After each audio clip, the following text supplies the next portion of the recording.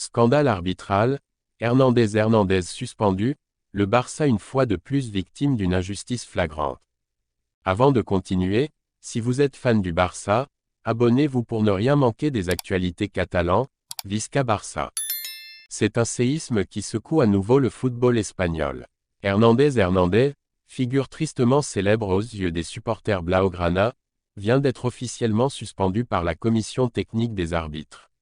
Une sanction rarissime, tombée comme un couperet, quelques heures seulement après une prestation arbitrale qualifiée par beaucoup de « honte nationale ». Ce match devait être une simple étape dans la course au titre. Il s'est transformé en chaos.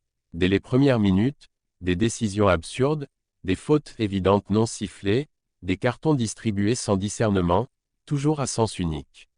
Mais ce sont surtout deux actions qui ont mis le feu aux poudres, un but refusé pour un hors-jeu imaginaire et un pénalty oublié dans les arrêts de jeu. Un ballon dévié par la main d'un défenseur dans la surface, sous les yeux de tout le monde, sauf de celui qui compte. Les images ont enflammé les réseaux. Le nom d'Hernandez est devenu, une fois encore, le symbole d'un système à la dérive. Et pour le peuple catalan, l'injustice n'a que trop duré. Ce n'est pas une erreur isolée. Ce n'est pas la première fois. C'est la répétition d'un schéma que beaucoup jugent orchestré. On se souvient tous du fameux Classico de 2017. Un but valable refusé, des fautes madrilènes passées sous silence. Le coupable, déjà lui. À l'époque, aucune sanction. Aujourd'hui, la tension a atteint un point de non-retour. Le Barça avait averti. Le Barça avait supplié. Épargnez-nous Hernandez. On ne les a pas écoutés. Après le coup de sifflet final, la réaction du Barça a été immédiate. Une réunion d'urgence convoquée par Joan Laporta, une lettre ouverte à la Liga, une demande d'audit complet. ANS UFIC, d'ordinaire mesuré, a lâché, ce n'est plus du football. C'est un déni de justice. Les joueurs aussi ont pris la parole. Frenkie de Jong a publié une image de l'action litigieuse avec une simple question, comment on explique ça? Lamine Yamal, dans un tweet lapidaire, a écrit « Respectez notre travail ». Mais le plus choquant, c'est que ce scénario, les supporters du Barça l'ont déjà vécu.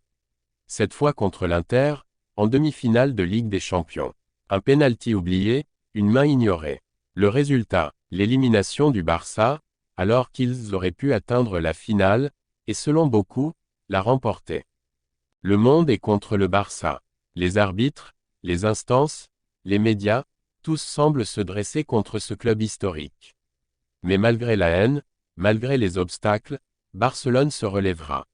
Ce club est plus grand que les polémiques, plus fort que l'injustice. Ils triompheront, car leur vérité est celle du terrain. La suspension d'Hernandez n'est qu'un premier pas.